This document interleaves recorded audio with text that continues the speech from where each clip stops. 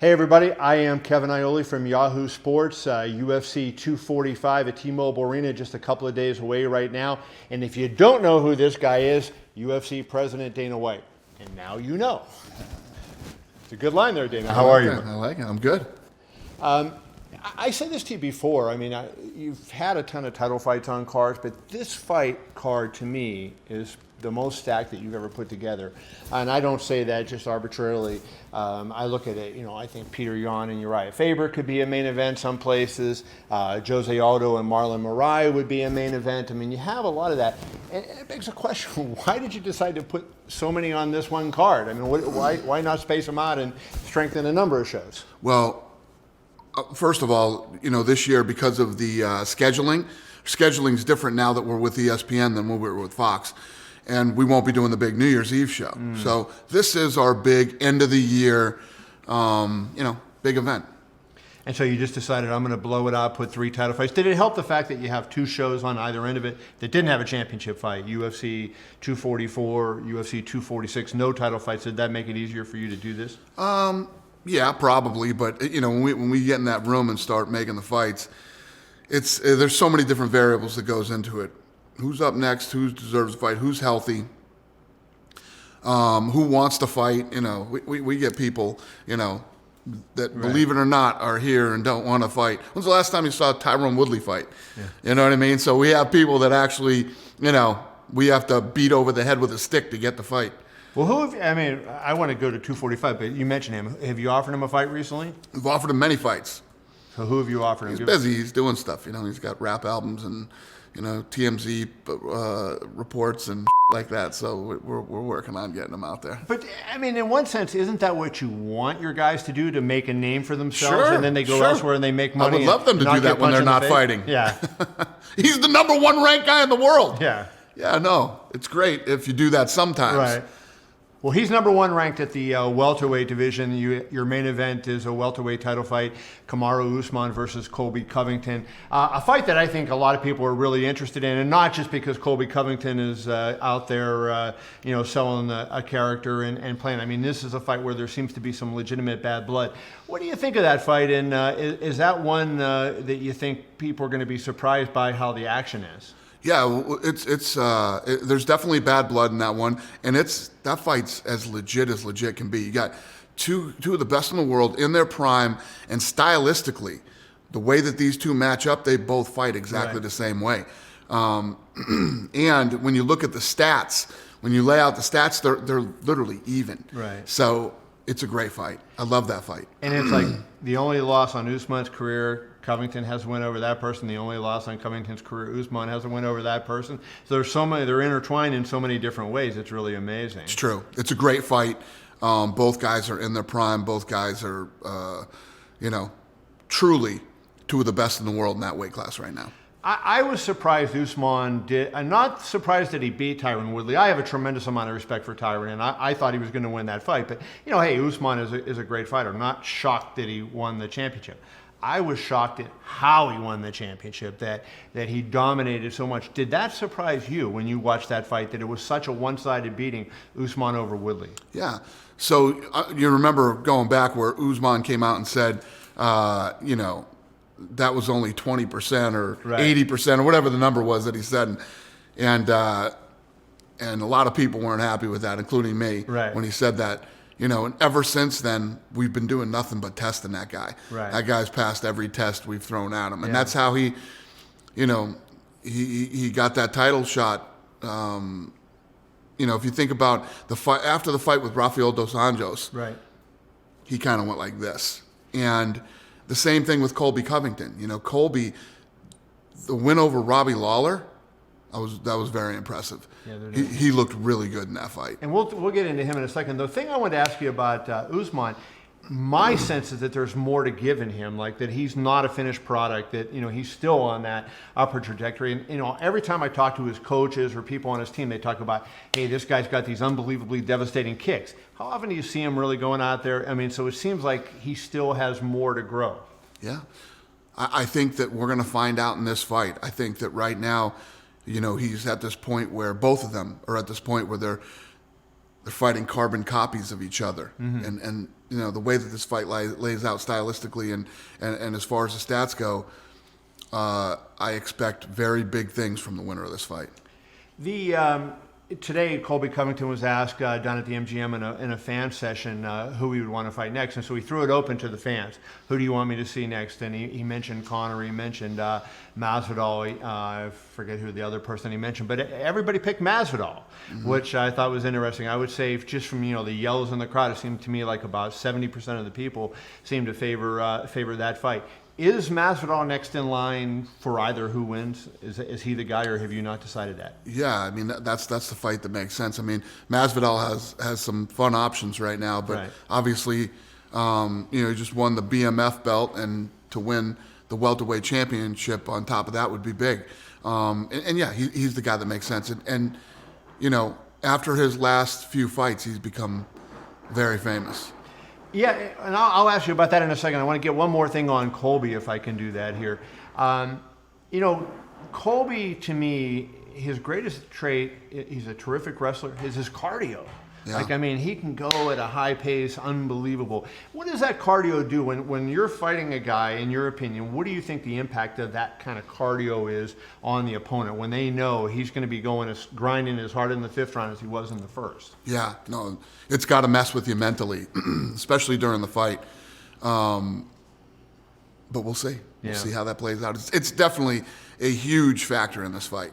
Do you think that was something he pushed on, say, Robbie Lawler? Here's a former champion who punches. I'm thinking, hey, this is going to be a tough matchup for Colby, and he really made it look like an easy fight. He just made Robbie Lawler look like he was shotting over the hill, and I thought it was just the pace he pushed. Yeah, I agree with you 100%. Okay, interesting. You mentioned the BMF, and one of the questions that I wanted to ask you was, I just noticed, I interviewed Jorge Masvidal a couple weeks after UFC 244. I know you said that was really one of the better shows that you've done this year.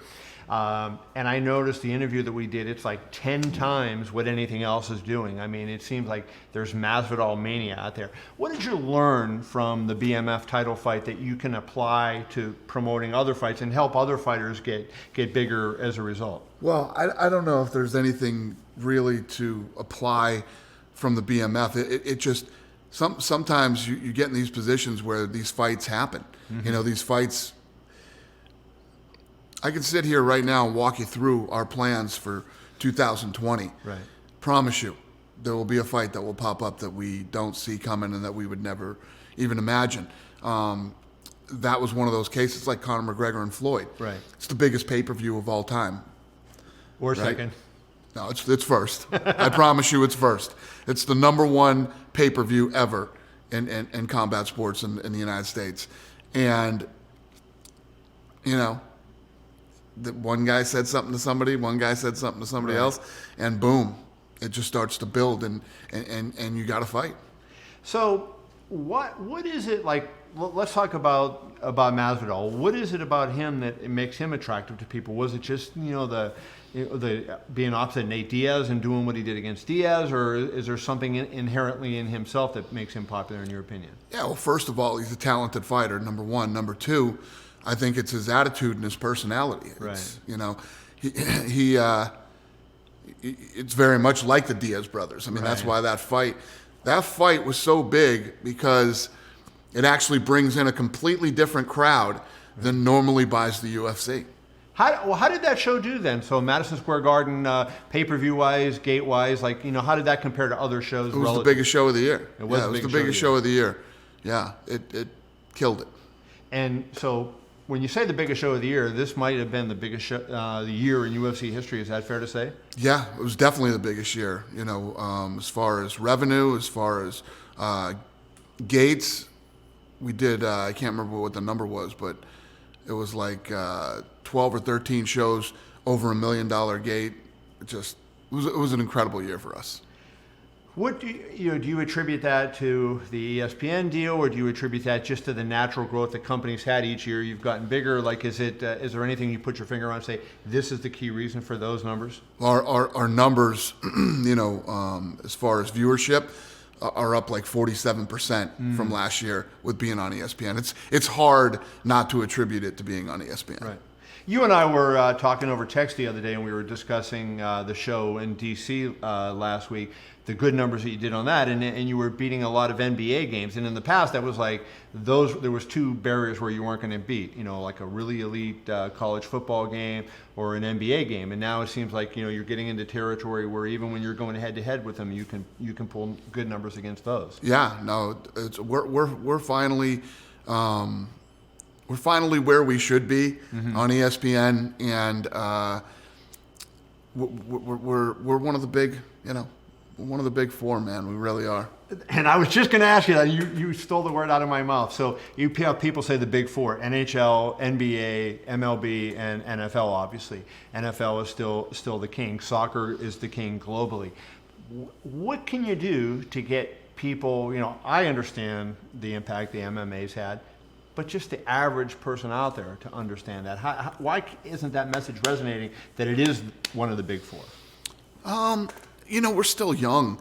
We're still 20 years old, you know what I mean? 25 years old when you think about, I always say the number that, when me and the Fertittas took over, but we're still a very young sport, and this stuff takes time. It doesn't happen overnight, but it pretty much did happen overnight for us, And what we have to do is keep our head down, keep grinding, keep putting on great product with the best, always competing against the best, stacking cards with great fights, and making sure that we're out there finding the new up-and-coming talent, the most talented people in the world that we believe can someday be world champions. I know you have plans to get into boxing at some point. You were going to announce something in October, and for whatever reason you haven't done that yet. Maybe I'll get into that in a second. But, I think there's two things that you've done, you and Lorenzo did back in the day when you took over.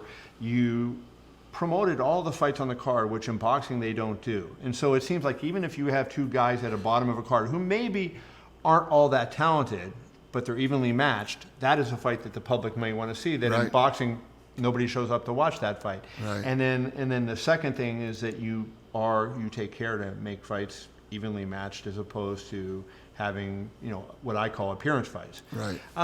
Does it surprise you that your competition, meaning boxing, hasn't learned from that and hasn't Shocks me. Seriously, I'd love to sit here and tell you how brilliant I am and all this stuff. It isn't rocket science, man. It really isn't rocket science. And I learned a long time ago, too, that when Arturo Gatti kept cutting these massive HBO deals, even when he wasn't a champion, it's because people want to see great fights. People want to see people that go out and lay it all on the line. And when you turn off your TV, here's the biggest thing. You don't ever want to turn off your TV and feel like you wasted a Saturday night and you just got robbed. Right? You don't ever want to feel that way. And it's not hard to do. It's not hard to I always say I sell holy moments for a living. That's what I do. And if you have enough good fights on the card, you're guaranteeing people 2 or 3 at least of those jump out of your seats holy moments. You have a fighter on this card who has produced many holy moments, and that is Amanda Nunes, the featherweight and bantamweight champion. She had one when she knocked out Chris Cyborg in 51 seconds. She had one when she knocked out Ronda Rousey. I was interviewing her at Yahoo's offices in LA the other day, and I was going through the list of people she beat. It's like a who's who of the greatest women's fighter of all time. Exactly. And not just who she beat, but how she beat them. Right. And it's what makes her the GOAT right now. I mean, for anybody to dispute that this woman is the greatest ever is crazy. You're nuts if you even try to dispute it. What is amazing to me is that, and I wrote that, I believe that wholeheartedly, that she's the greatest of all time, but she had 2 unbelievably close fights with Valentina Shevchenko. How good is Valentina Shevchenko so that good. She almost beat Amanda Nunes, At a weight up, too. Yeah. She's 25-pound champion. So right now, you got to have a little bit more time to see how Weili Zhang plays out, because she looks like an absolute beast, and she looks like she's going to dominate that division for quite a while. But you never know, right? You never know what's going to happen. So if you think about the 3 female champions right now, you got Weili Zhang, right? You got Valentina Shevchenko and Amanda Nunes, and I know, and Amanda Nunes at 45 too. So couple of those girls could jump back and forth and do some things. that could be interesting in the next couple of years. You mentioned Wei Li. She was on a variety show in China, and her manager, Brian Butler, posted something where it had on a Chinese website 1.3 billion views. Yeah. What kind of impact, when you have that, I tweeted this out. I think I texted you my tweet that I put out. But I'm convinced just if you have that kind of audience, that's going to make her one of the biggest stars in the world because there's that many eyeballs on her, and that she's going to open China for you as a market to bring other great fighters in. Exactly. If she can continue to win in that division, defend the belt a few times, she's going to be one of the biggest stars ever in UFC history. Right. Did you see her coming? I mean, we knew she was a good fighter, but like the explosive knockout that she had of Jessica Andrade, did you see that coming? Yeah, we saw her coming.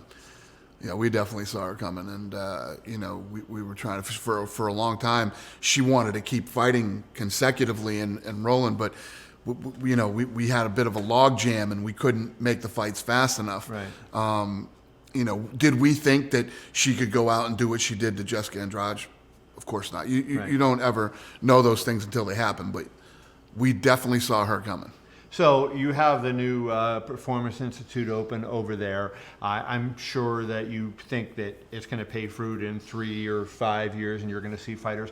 Is there anybody that your people are telling you that are in there now that's working out that, hey, you need to maybe talk about signing this person or look at that person because that market is producing great fighters? Well, two things. First of all, have you seen it? I've You seen haven't this been one. there, right? I haven't been there, no. It's incredible. Yeah. People are blown away by this one. Right. In Vegas, China buries this one. It's bigger, nicer. Like the things that we learned in building and running this one, we implemented over at that one. And that's the beauty of that thing too. That's only going to get better, as we go into new markets too. Number one. And number two is when you have somebody who is the world champion like Weili Zhang, and 1.3 billion people are watching her. She starts defending the title a few times over there and becomes a huge star. Imagine how many people are going to start training. Right. Out of the however many billions of people live there. How many people are going to become mixed martial artists and start going through that PI?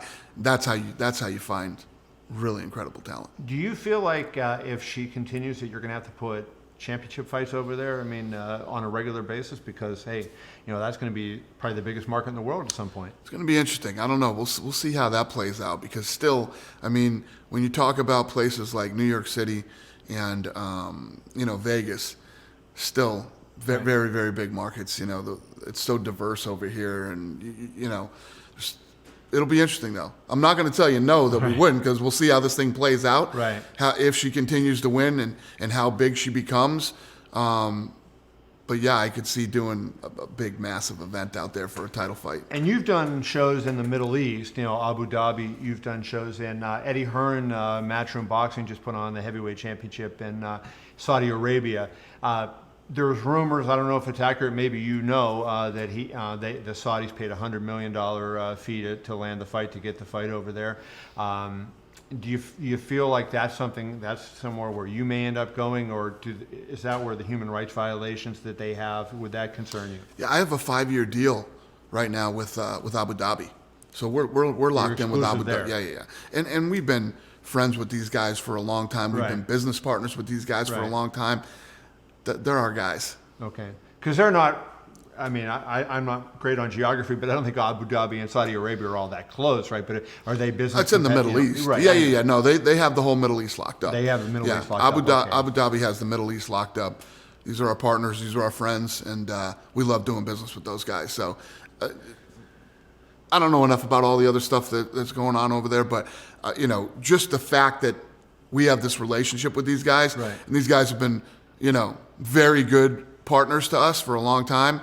I don't see us going anywhere else. What was your reaction? I told you, watching the Joshua Ruiz fight, and Khabib walked into the arena. Crazy. And the place went nuts. Yeah. So maybe awesome. The biggest star in the place was Khabib. Yeah, he's the king over in that world, man. Right. He is the man right now. Can you confirm something I heard? I don't know if it's true, and you may or may not know this, but there was a rumor going around that he was paid a $1 million appearance fee to show up there. Would that be something that would be commensurate with his level of popularity there? Since he beat Conor McGregor, you notice he did a whole tour of the whole Muslim world over there. He was in every Muslim country around there.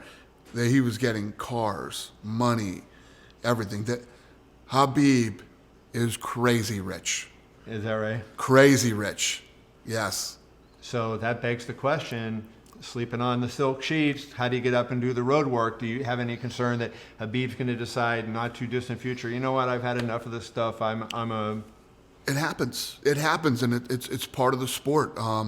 You wish nothing but great success, whether you're me, you're a fan, you're whatever, you wish nothing but great success for these people. But at the same time, be careful what you wish for, because, it usually ends up being a career ender when somebody makes crazy amounts of money, which is a good thing. Good for them, and whatever. But as a fan, there's still fights you still want to see, and you want to see these fights from these guys, but you never know. I honestly, I told you guys this a million times, and if you don't believe me by now, you're crazy. I don't ever worry about stuff like that. No, I know when it's a guy's time or girl's time to go, they're gonna go, and they're gonna do their thing, and just be happy with the time and the fights that you had when you had them. Well, I've covered it long enough to know you went from Muhammad Ali to George Foreman, and George Foreman to Mike Tyson, and Sugar Ray Leonard to Oscar De La Hoya to Mayweather. So that they come along afterwards. They do. So yeah, it never stops. Floyd Mayweather, I mentioned him. Maybe a business partner of yours. You tweeted out a thing that got a lot of interest on social media. What is going on with the UFC and Floyd Mayweather?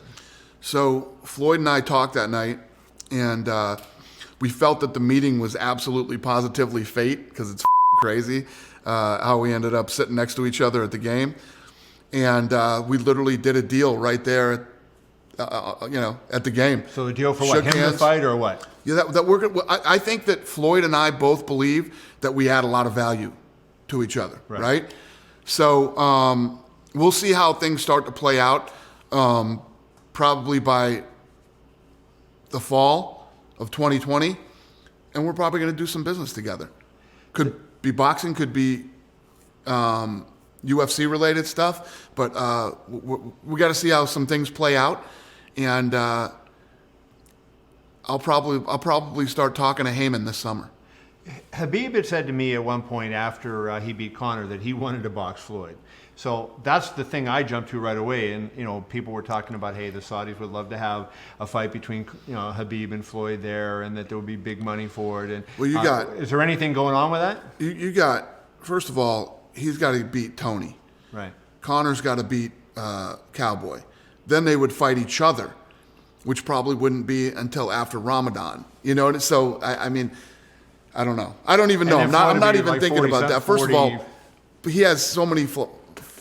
There's still so many fights that would need to happen before you could even start talking about a Floyd Mayweather. And then, by the time those fights happen, Justin Gaethje will have had a few fights too. Where's he going to be? Right. So I mean, I don't know. Were you? Let's UFC 246 January 18th here in Las Vegas. There was some disappointment when you announced Cerrone, which I was surprised by, and I actually did a video defending the choice of Cerrone. Let me tell you what. There's absolutely zero disappointment about the announcement of Cerrone. First of all, I'm not even going to go into names or anything else. I have one of the largest casinos in the world asking for crazy right now for that fight. Every celebrity on earth is already asking for tickets. This thing's going to sell. Nobody's disappointed about Cerrone. Well, no rich people are. Nobody's disappointed about Cerrone. I promise you that. I guarantee it'll be the biggest bar business, friggin', et cetera, et cetera. Right. Crock of shit to say that anybody is disappointed about Conor versus Cerrone. So you're saying I was right then? Crock of shit. So say I was right then. I got so crazy, my mic just shot off Kevin my Iole shirt. was right. Let me push my mic back. There we go. So this is important. Crock of camera and say Kevin Iole was right. I don't know what I'm talking about, but Kevin Iole was right. There we have it. Thank you very much for that. That is a crock of that there was any disappointment. Well, I think maybe people wanted to see Justin Gaethje, right? So that would have been Conor and Justin Gaethje would have been and Justin had beaten Donald, so I think that, and Donald had lost a couple fights in a row, so I think that's why that was the.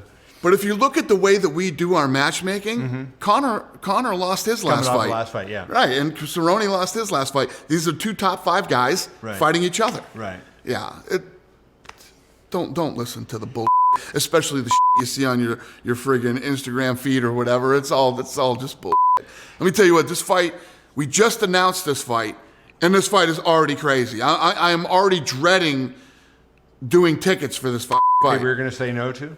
Huh? How many people you're going to say Yeah, no to? exactly. I mean, I'm already dreading tickets for this fight. Dreading it.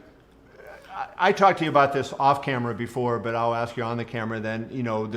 Conor, there's been, the New York Times twice has now reported there was allegations of sexual assault against him, which obviously, if true, really reprehensible and heinous, and he deserved to be on trial for that. He has not been charged, has not been arrested. You personally and the UFC in general have come under criticism for booking him. What is your reaction to that criticism? Do you understand what people are saying, or do you feel No, like... I didn't even know. He hasn't been charged with anything. You can't you can't accuse somebody and stop them from making a living when they haven't even been charged of anything. Conor McGregor has made a lot of bad decisions in the last several years. And he has he's paid for it. Yeah. He walked into court and pled guilty to punching that guy in the face in Ireland. He paid for the phone, slapped the phone out of the thing. He attacked the bus and paid for that.